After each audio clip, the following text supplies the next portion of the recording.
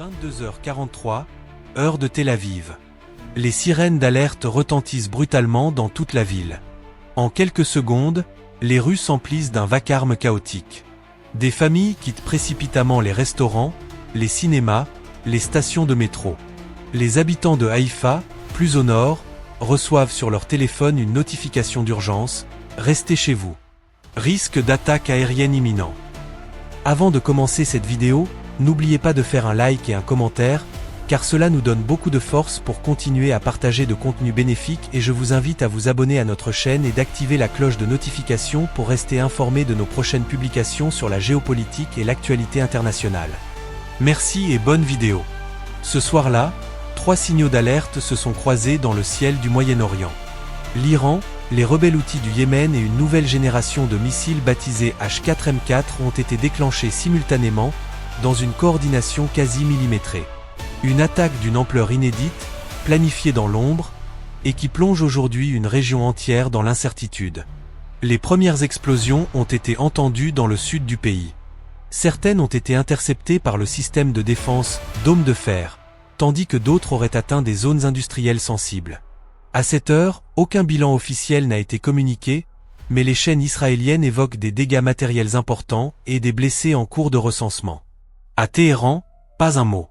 Aucun communiqué, aucun aveu. Pourtant, selon des sources militaires occidentales, les missiles H4M4 seraient de fabrication iranienne, et les cibles choisies semblent pointer vers une stratégie bien au-delà d'un simple avertissement. Du côté des Houthis, un porte-parole revendique une opération conjointe avec ses alliés dans la résistance régionale. Pendant ce temps, la classe politique israélienne s'active. Le Premier ministre Benyamin Netanyahou a convoqué une réunion d'urgence, les lignes rouges semblent franchies. Le pays tout entier est placé en état d'alerte maximale. Mais que s'est-il vraiment passé cette nuit? Pourquoi cette attaque soudaine, coordonnée, avec des armes encore peu connues du grand public? S'agit-il d'un tournant dans la guerre de l'ombre entre l'Iran et Israël? Ou d'un message stratégique à l'échelle mondiale? Loupe pointant vers la gauche dans cette vidéo, nous allons décrypter les faits, analyser les enjeux, et tenter de comprendre les coulisses de ce choc géopolitique. L'axe Téhéran-Sanaa, une alliance tactique? Derrière l'attaque coordonnée qui a frappé Israël se dessine une alliance aussi discrète que redoutablement efficace, l'axe Téhéran-Sanaa. D'un côté, la République islamique d'Iran, puissance régionale chiite, dotée d'une industrie militaire sophistiquée et d'une stratégie d'influence indirecte. De l'autre, les rebelles Houthis, issus du nord du Yémen, aguerris par une guerre civile interminable, et qui se présentent comme les porte-voix de la résistance anti-israélienne et anti-saoudienne. Officiellement, l'Iran nie toute implication directe dans les opérations militaires des Houthis. Mais les preuves de soutien logistique, technologique et idéologique se sont accumulées au fil des années. Des experts des Nations Unies, des agences de renseignement occidentales et même certains rapports d'ONG indépendantes ont documenté un transfert de drones, de missiles et de formations militaires vers les milices yéménites. L'objectif de Téhéran n'est pas nécessairement de provoquer un affrontement frontal avec Israël ou les États-Unis. Sa stratégie repose sur un maillage de groupes alliés dans plusieurs pays, Hezbollah au Liban, milices chiites en Irak, groupes armés en Syrie et désormais, Houthis au Yémen. Ces acteurs partagent un même discours de lutte contre l'occupation sioniste et contre la présence américaine dans la région. Index revers pointant vers la droite blanc, mais pourquoi les Houthis sont-ils devenus un pion aussi stratégique dans cette partie d'échec géopolitique? La réponse tient à la géographie et à l'effet de surprise. Basés à des milliers de kilomètres d'Israël, ils n'étaient pas considérés comme une menace directe pour Tel Aviv. Or, en tirant des missiles longue portée vers le nord, ils démontrent à la fois leur puissance grandissante et la profondeur du réseau de l'Iran. Un détail technique mérite d'être souligné. La synchronisation entre les tirs iraniens et ceux des Houthis indique soit une coordination active via des canaux sécurisés, soit une planification commune préalable. Cette synergie révèle une montée de niveau dans la coopération entre les deux entités. Certains analystes parlent désormais d'un front sud discret contre Israël, par lequel l'Iran chercherait à étendre sa capacité de nuisance sans s'exposer directement aux représailles. Une sorte de guerre par procuration, modernisée, dans laquelle les Houthis deviennent bien plus que des acteurs régionaux. Ils sont l'un des bras armés de la stratégie iranienne d'encerclement indirect d'Israël. Reste une question capitale. Cette alliance s'est-elle contentée d'un seul coup d'éclat, ou prépare-t-elle une campagne plus vaste? À ce stade, personne ne peut l'affirmer, mais les signaux envoyés cette nuit sont clairs. Le Yémen n'est plus seulement un champ de bataille local, il est désormais un levier stratégique international. Les mystérieux missiles H4M4, armes secrètes iraniennes? Au cœur de l'attaque coordonnée figure un nom qui intrigue les observateurs et inquiète les stratèges militaires, H4M4.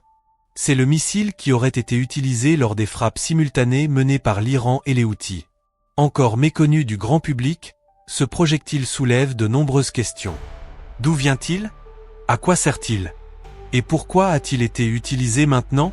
Officiellement, ni l'Iran ni les groupes alliés n'ont revendiqué l'existence de ce missile sous cette appellation. Pourtant, plusieurs sources ouvertes et des analystes en armement rapprochent le H4M4 d'une nouvelle génération de missiles balistiques tactiques développés discrètement par l'industrie militaire iranienne. Il s'agirait, selon certaines fuites, d'un dérivé amélioré du missile Fateh 110 ou de son évolution, le Zolfaghar. Ce qu'on sait jusqu'à présent du H4M4. Portée estimée, entre 800 et 1200 km.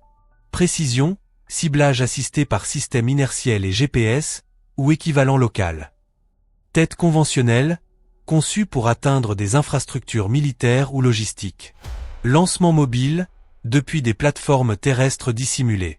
Mais c'est surtout la nature coordonnée de l'usage du H4M4 qui étonne les spécialistes.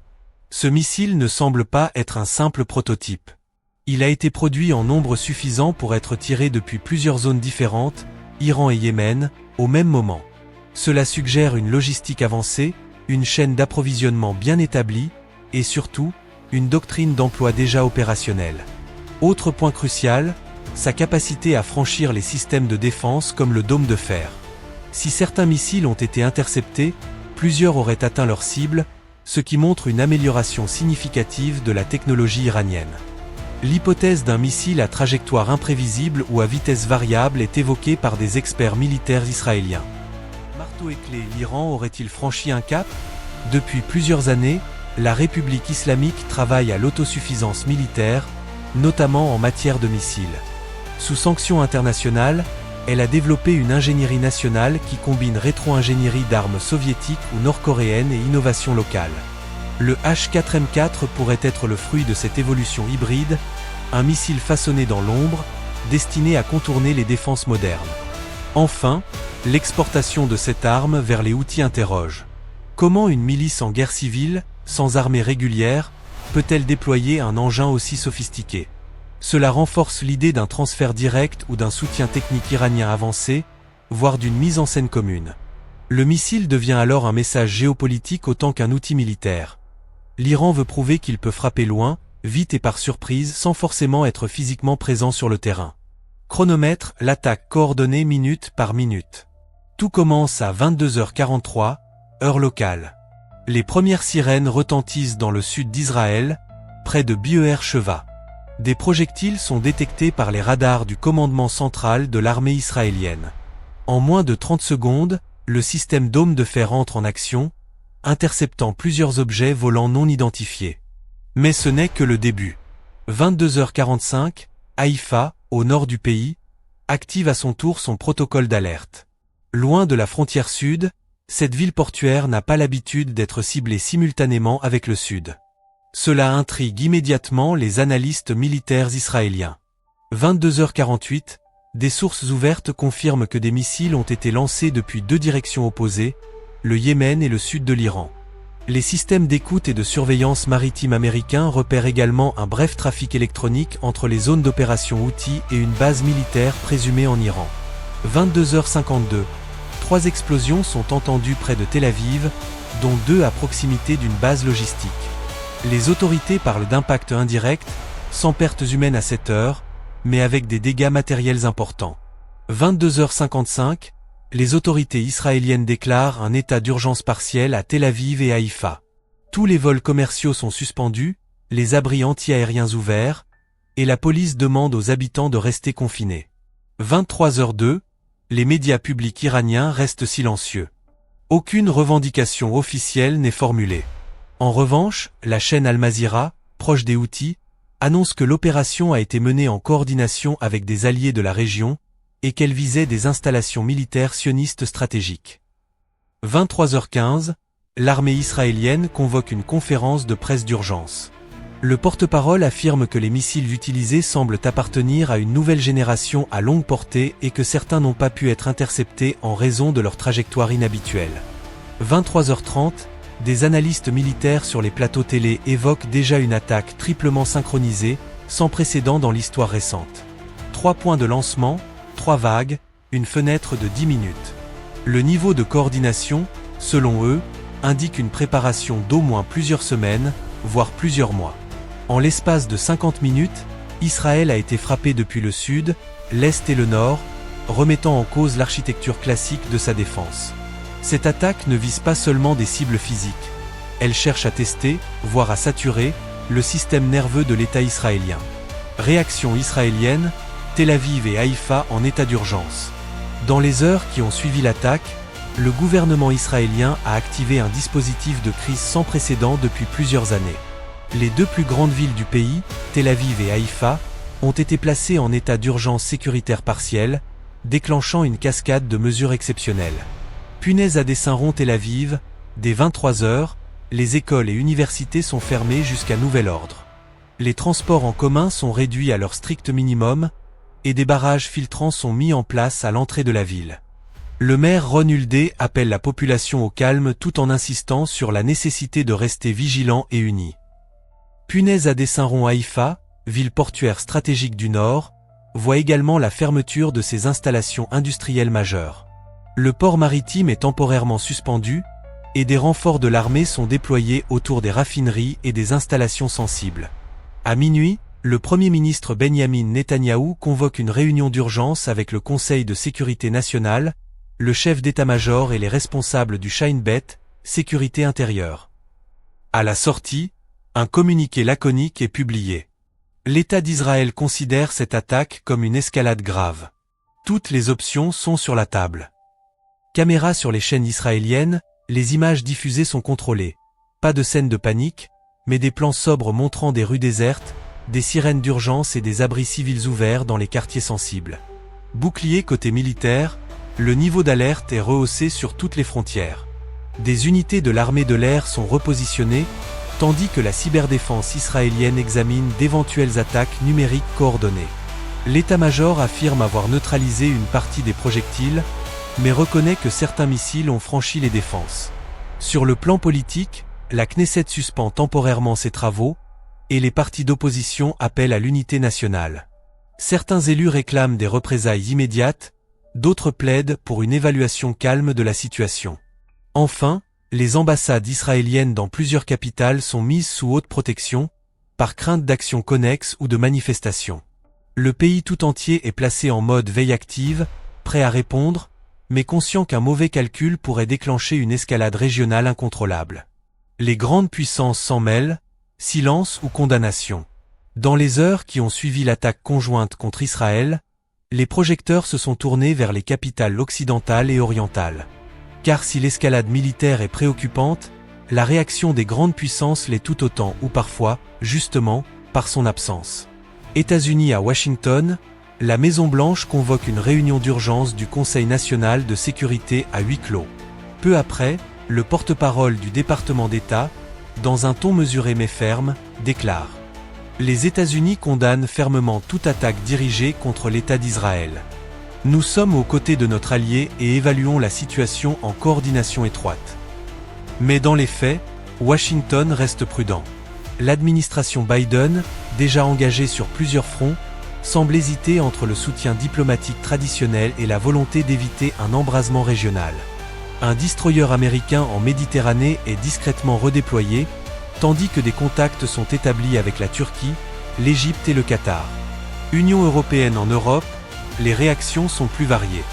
La France appelle à une désescalade immédiate, tandis que l'Allemagne condamne fermement les tirs et affirme le droit d'Israël à se défendre. À Bruxelles, l'Union européenne convoque une réunion extraordinaire des ministres des Affaires étrangères pour analyser les conséquences stratégiques de cette attaque multiple. La Russie, pour sa part, adopte un ton ambigu. Le Kremlin appelle au calme tout en refusant de condamner explicitement l'Iran ou les Houthis. Officiellement neutre, Moscou conserve ses canaux avec Téhéran et entretient des liens stratégiques avec plusieurs acteurs du conflit, notamment en Syrie. Chinois, la Chine, plus discrète, publie un communiqué appelant à la retenue de toutes les parties et rappelle son attachement à la stabilité régionale et au respect de la souveraineté. Mais Pékin, partenaire économique de l'Iran, évite soigneusement de prendre parti. Du côté du monde arabe, les réactions sont également contrastées. Les Émirats arabes unis et Bahreïn, malgré leur récent accord de normalisation avec Israël, gardent le silence dans les premières heures. En revanche, l'Arabie saoudite exprime sa profonde préoccupation, sans accuser nommément l'Iran, en pleine période de négociations diplomatiques indirectes entre Riyad et Téhéran. Œil de bulle de texte en toile de fond, les organisations internationales tentent de jouer les médiateurs. Le secrétaire général de l'ONU appelle à une enquête complète et indépendante, tandis que l'Union africaine et l'OCI, Organisation de la coopération islamique, publient des communiqués divergents selon leurs affinités politiques. Une chose est sûre, cette attaque teste les équilibres diplomatiques mondiaux. Chaque puissance mesure ses mots, pèse ses gestes, de peur d'être entraînée dans une spirale plus large. Mais à force de silence ou de prudence, le risque est réel que cette escalade devienne la nouvelle norme. Une escalade inévitable? Les risques d'une guerre régionale. L'attaque simultanée menée par l'Iran, les Houthis et les tirs de missiles H4M4 a secoué l'échiquier géopolitique du Moyen-Orient. Mais au-delà du choc initial, une question s'impose désormais. Sommes-nous à l'aube d'un nouveau conflit régional? Selon plusieurs experts militaires, cette opération n'est pas un simple acte symbolique. Sa coordination, sa puissance et sa dimension psychologique indiquent un tournant stratégique. L'Iran, en impliquant ses alliés les plus éloignés, vient de repousser les limites de son influence opérationnelle. Pour Israël, cela signifie que la menace ne vient plus uniquement du Liban ou de Gaza, mais du sud de la péninsule arabique et potentiellement d'autres fronts dormants. Les scénarios possibles. L'escalade contrôlée. Israël choisit une réponse militaire limitée, ciblée sur des infrastructures militaires outils ou des entrepôts liés aux gardiens de la révolution. L'objectif serait de restaurer la dissuasion sans entraîner l'Iran dans un affrontement direct. Mais cette option suppose que Téhéran accepte de reculer, ce qui est loin d'être garanti. L'engrenage régional.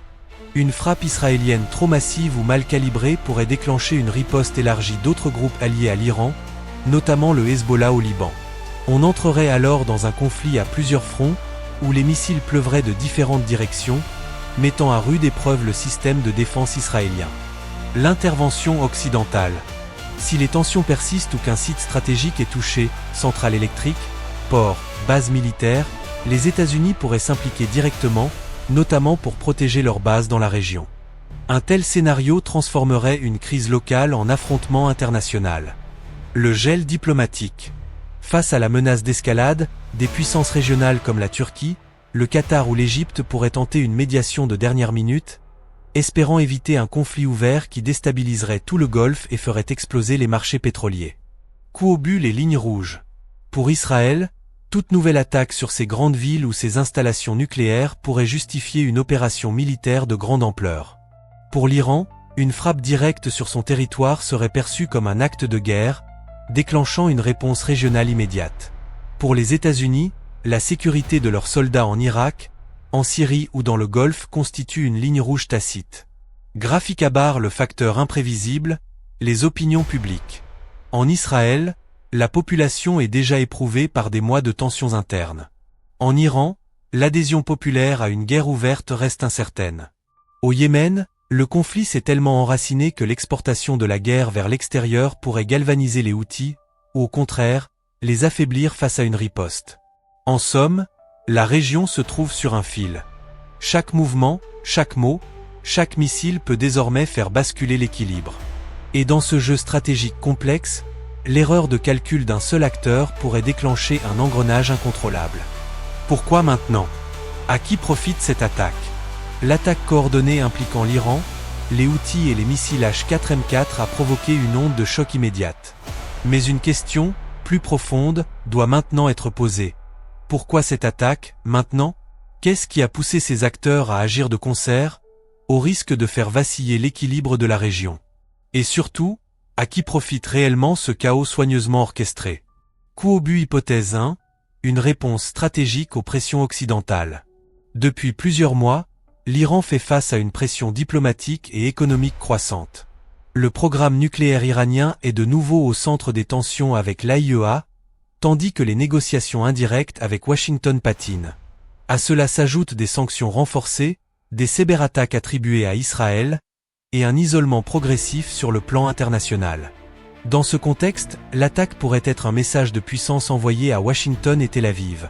Nous avons la capacité de frapper à distance, de manière synchronisée, sans même mobiliser officiellement nos troupes. Autrement dit, une démonstration de force pensée pour renverser l'initiative diplomatique. Engrenage, hypothèse 2, un repositionnement régional discret de l'Iran. Au-delà du conflit israélo-iranien, Téhéran cherche à consolider ses réseaux d'influence.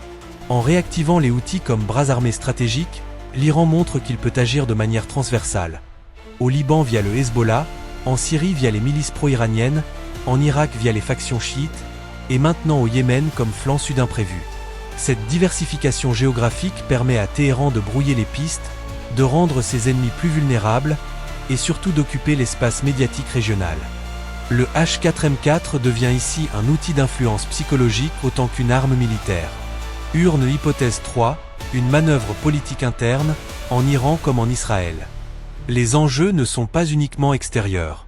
En Iran, le pouvoir en place fait face à une défiance croissante après plusieurs vagues de contestation.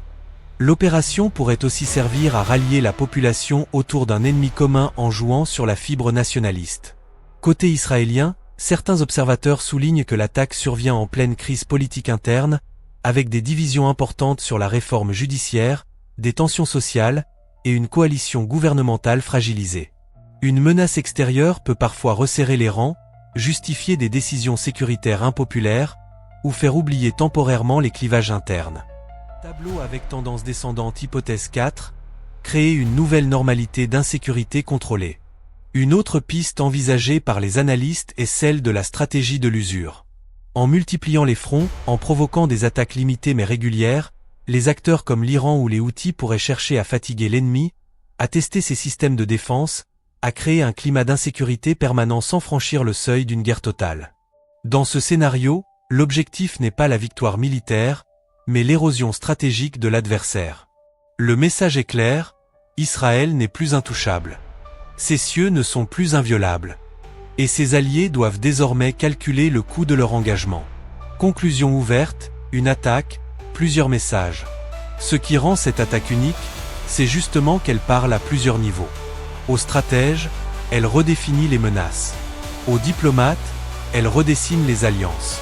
Au peuple, elle rappelle que la guerre peut éclater à tout moment, sans prévenir. Cette opération, loin d'être improvisée, semble avoir été pensée comme un acte géopolitique multidimensionnel. Militaire, psychologique, diplomatique, symbolique. Chacun y voit ce qu'il veut ou ce qu'on veut lui faire voir. Mais une chose est certaine, rien ne sera plus comme avant. La ligne rouge, cette fois, n'a pas été approchée. Elle a été franchie. Et désormais, c'est le monde entier qui retient son souffle.